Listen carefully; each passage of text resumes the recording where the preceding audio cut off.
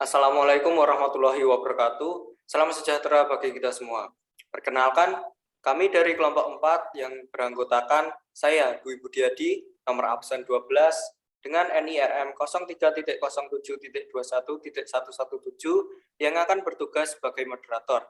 Serta saya akan ditemani oleh 2 orang teman saya, yaitu Dian Chandra Salsabila, nomor absen 9, NIRM 03.07.21.114 dan Etnan Dila Prima Eltari nomor absen 13 dengan NIRM 03.07.21.118 yang akan bertugas sebagai penyaji materi. Topik materi yang akan kami bahas pada hari ini adalah etika, moral, dan akhlak dengan peta konsep sebagai berikut. 1. Konsep etika, moral, dan akhlak. 2. Hubungan tasawuf dengan akhlak. 3. Indikator manusia berakhlak. 4. Akhlak dan aktualisasinya dalam kehidupan. Pada saat penyampaian presentasi nanti, dimohon untuk para audiens dapat tenang dan tetap fokus pada penyajian materi. Sebelum itu, marilah kita membaca basmalah bersama-sama. Bismillahirrahmanirrahim. Baiklah, untuk penyajian materi yang pertama, saya serahkan kepada Dian Chandra. Waktu dan tempat saya persilahkan. Baik, Budi, terima kasih atas waktu yang diberikan. Untuk materi yang pertama, kita masuk ke dan akhlak. Boleh dilanjut? Mulai dari pengertian. Pengertian etika. Etika adalah ilmu yang harus dipelajari tentang persoalan kebaikan dan keburukan berdasarkan akal pemikiran manusia. Dikutip dari Daud Ali tahun 2008 dan Al-Mawardi tahun 2012. Dikarenakan etika merupakan bagian dari filsafat. Sedangkan moral atau moralitas adalah persoalan baik dan buruk dengan tolak ukur kemegahan tradisi dan budaya yang dimiliki seseorang atau sekelompok masyarakat pada wilayah tertentu. Berbeda dengan etika dan moral, akhlak merupakan bagian yang juga membicarakan persoalan baik dan buruk suatu perilaku berdasarkan wahyu atau keagungan Al-Quran hadis. Dikutip dari Al-Mawardi tahun 2012.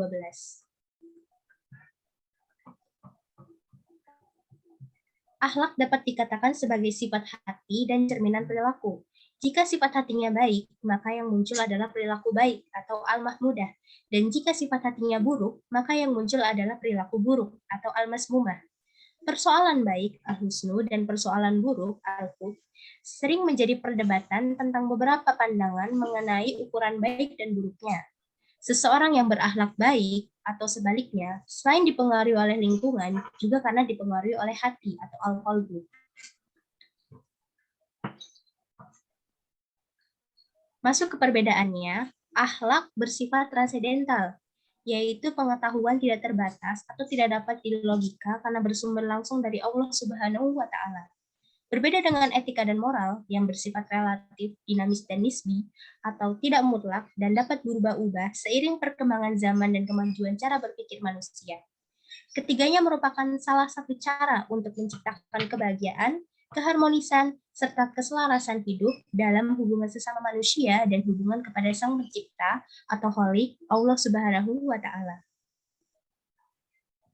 Baik, saya akan melanjutkan presentasi mengenai makalah etika, akhlak, dan moral.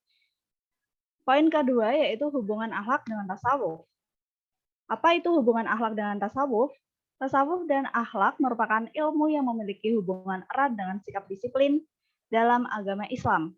Tasawuf merupakan deretan ibadah dalam agama Islam seperti sholat, sedekah, zikir, puasa, haji, dan lainnya. Orang yang sudah menjalankan ibadah sesuai ketentuan Allah SWT merupakan orang yang beriman dan menjalankan perintahnya. Para ahli meyakini bahwa munculnya tasawuf yaitu sekitar abad 2 Hijriah, di mana orang berbondong-bondong untuk menyembah Allah SWT agar terhindar dari azab. Sejak zaman inilah tasawuf mulai dikenal dan dikembangkan secara pesat ke berbagai wilayah. Yang pertama, ada hubungan akhlak dengan ilmu tasawuf. Harun Nasution berpendapat bahwa Al-Quran dan hadis juga mementingkan tasawuf. Beliau percaya bahwa Al-Quran dan hadis memegang peran penting dalam menuntun kehidupan manusia. Menurut ahli ilmu tasawuf dibagi menjadi 3, yaitu tasawuf akhlaki, tasawuf falsafi, dan tasawuf amali. Ketiga tasawuf ini memiliki tujuan yang sama, yaitu beribadah pada Allah SWT. Akhlak yang mulia menjadi syarat utama untuk bertasawuf. Macam-macam pendekatan tasawuf, yaitu ada 3. Yang pertama, pendekatan tasawuf akhlaki. Pendekatan tasawuf ini dilakukan dengan pendekatan tahali, tajali, dan tahali. Tasawuf ini merupakan penjelasan mengenai jiwa seseorang manusia untuk mencapai kebahagiaan. Yang kedua, ada pendekatan tasawuf falsafi. Pendekatan tasawuf ini dilakukan dengan akal pikiran manusia atau pemikiran filosofi. Tasawuf ini yaitu gabungan antara hal mistis dengan rasional sebagai suatu landasan atau gagasan. Yang ketiga, pendekatan tasawuf amali. Pendekatan tasawuf ini dilakukan dengan pendekatan wirid. Tasawuf ini merupakan tasawuf yang menjelaskan yang berpaku pada teori. Yang kedua, ada hubungan akhlak dengan tasawuf dalam Islam. Pentingnya untuk mengetahui hubungan akhlak dengan tasawuf dalam Islam dapat dilihat dari pendapat ulama sebagai berikut. Al-akhlaqi al-asas al-awali.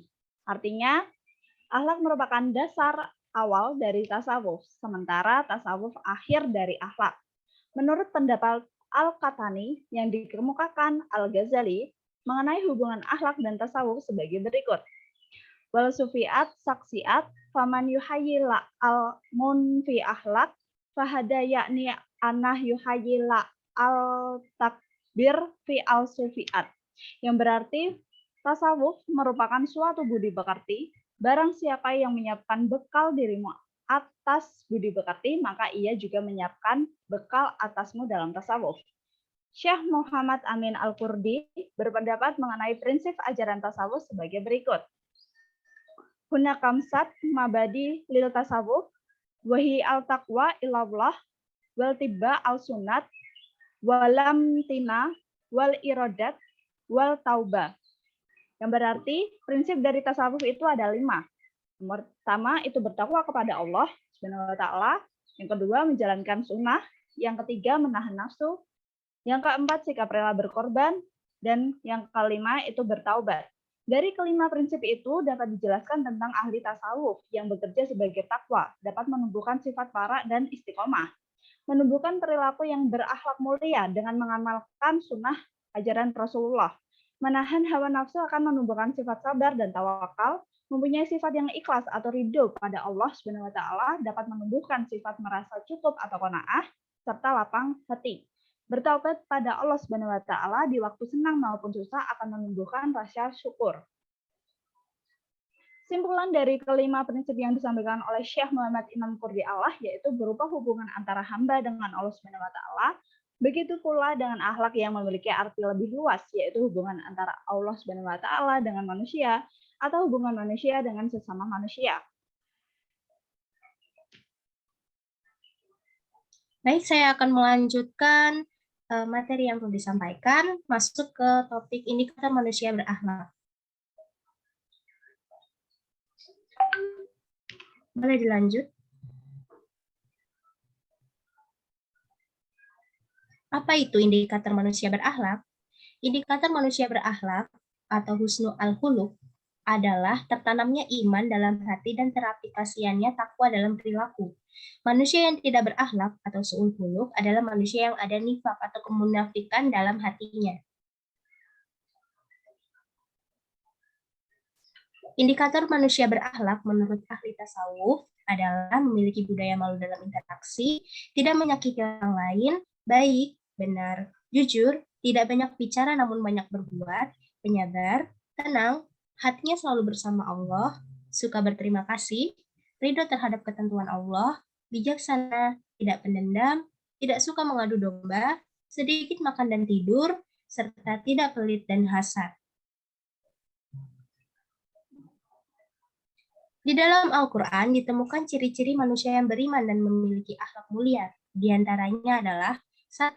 Istiqomah atau konsekuen dalam pendirian, terdapat dalam Quran Surat Al-Ahqaf ayat 13. Yang kedua, suka berbuat kebaikan dan berbuat adil, terdapat dalam Quran Surat Al-Baqarah ayat 12. Yang ketiga, memenuhi amanah dan berbuat adil, terdapat dalam Quran Surat An-Nisa ayat 58. Yang keempat, kreatif dan tawakal, terdapat dalam Quran Surat Ali Imran ayat 160. Yang kelima, disiplin waktu dan produktif terdapat dalam Quran Surat Al-Asr ayat 1-4, dan yang keenam, melakukan sesuatu secara proporsional dan harmonis terdapat dalam Quran Surat Al-A'raf ayat 31. Faktor yang membentuk dan mempengaruhi pembentukan akhlak diantaranya adalah 1. Insting atau naluri. Aneka corak refleksi sikap, tindakan, dan perbuatan manusia yang dibawa sejak lahir. Dan yang kedua, adat atau kebiasaan. Adat atau kebiasaan adalah setiap tindakan dan perbuatan seseorang yang dilakukan secara berulang-ulang dan menjadi kebiasaan. Dan yang ketiga, wirasah atau keturunan. Berpindahnya sifat-sifat tertentu dari pokok atau orang tua kepada cabang atau anak keturunan. Kemudian yang terakhir, lingkungan. Baik, poin yang D atau yang terakhir yaitu akhlak dan aktualisasinya dalam kehidupan. Pengertian aktualisasi akhlak. Aktualisasi akhlak adalah cara seseorang dapat mengimplementasikan iman yang dimilikinya dengan mengaplikasikan seluruh ajaran Islam dalam setiap tingkah laku sehari-hari. Adapun aktualisasi akhlak meliputi yang pertama, akhlak terhadap Allah Subhanahu wa taala, yang kedua, akhlak terhadap Rasulullah, yang ketiga, akhlak terhadap diri sendiri, yang keempat, akhlak terhadap keluarga, yang kelima, akhlak terhadap manusia, dan yang keenam, akhlak terhadap sesama. Akhlak terhadap Allah yaitu yang pertama, mentauhidkan Allah, Quran Surat Al-Ikhlas ayat 1-4. Yang kedua, tidak berbuat musyrik kepada Allah, Quran Surat Luqman ayat 13. Yang ketiga, bertakwa kepada Allah, Quran Surat An-Nisa ayat 1. Yang keempat, banyak berzikir pada Allah, Quran Surat Al-Ahzab ayat 41-44. Yang kelima, bertawakal pada Allah, Quran Surat Ali Imran ayat 159. Kemudian ada akhlak terhadap Rasulullah. Yang pertama, mengikuti dan menjalankan sunnahnya, Quran Surat Ali Imran ayat 30. Yang kedua, meneladani akhlaknya, Quran Surat Al-Ahzab ayat 21. Yang ketiga, berselawat kepadanya, Quran Surat Al-Ahzab ayat 56. Selanjutnya, akhlak terhadap diri sendiri, mengucap syukur, Quran Surat Ibrahim ayat 7. Yang ketiga, sikap amanah atau jujur, Quran Surat Al-Ahzab ayat 72. Keempat, sikap tawadu, Quran Luqman ayat 18. Yang kelima, cepat bertaubat jika berbuat khilaf, Quran Surat Ali Imran ayat 135. Dan yang kemudian ada akhlak kepada keluarga, yang birrul wali yaitu berbakti kepada orang tua, Quran Surat An-Nisa ayat 36. Yang kedua, membina serta mendidik keluarga, Quran Surat At-Tahrim ayat 58-59. Yang ketiga, memelihara keturunan, Quran Surat An-Nahl ayat 58-59. Akhlak terhadap manusia, yaitu yang pertama, merajut ukhuwah, Quran Surat Al-Hujurat ayat 10. Yang kedua, ada ta'awun atau saling tolong-menolong, Quran Surat Al-Ma'idah ayat 2. Yang ketiga, suka memaafkan kesalahan orang lain, Quran Surat Ali Imran ayat 135 dan 159. Menepati janji, Quran Surat At-Taubah ayat 111.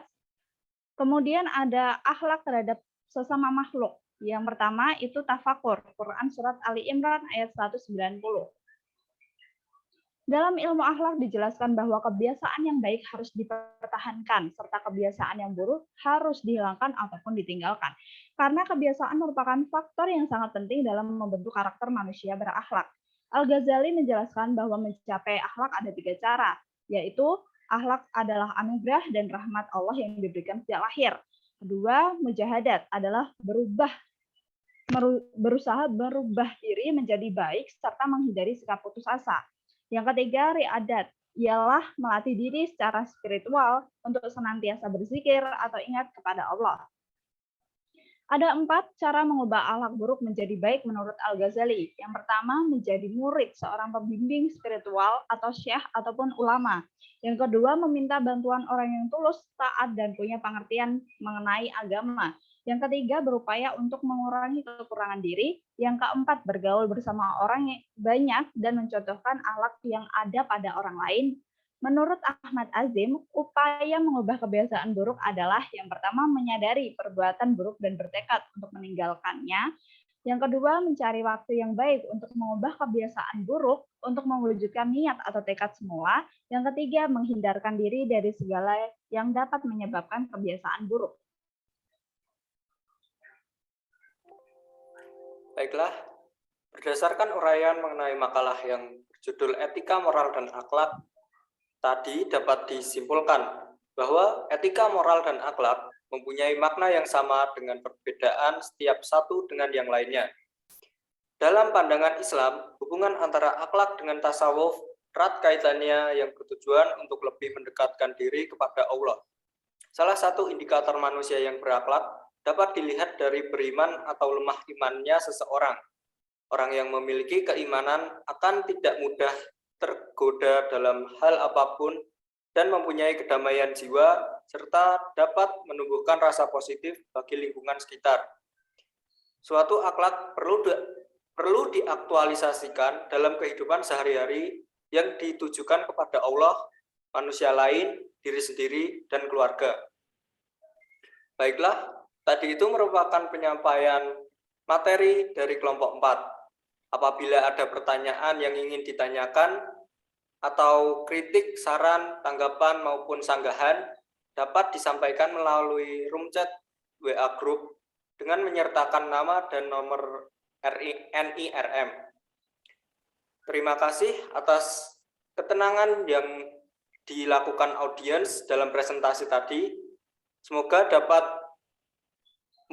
menambah wawasan bagi kita semua. Sebelum saya tutup presentasi ini, marilah kita baca hamdalah bersama-sama. Alhamdulillahirrabbilalamin. Sekian yang dapat kelompok 4 sampaikan. Bila ada kekurangan, kami mohon maaf. Billahi taufiq wal hidayah. Wassalamualaikum warahmatullahi wabarakatuh.